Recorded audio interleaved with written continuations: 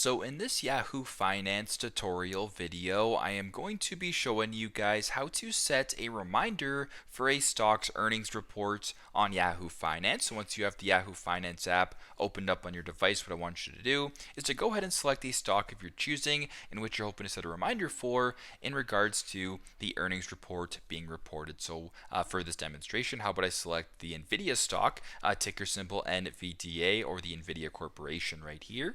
Now just scroll down a tiny little bit until you come across Summary, Analysis, and Financials. Go ahead here and press on the Financials tab.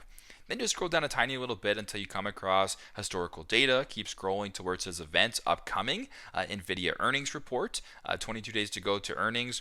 Go ahead and press on Set Reminder right here in the blue text.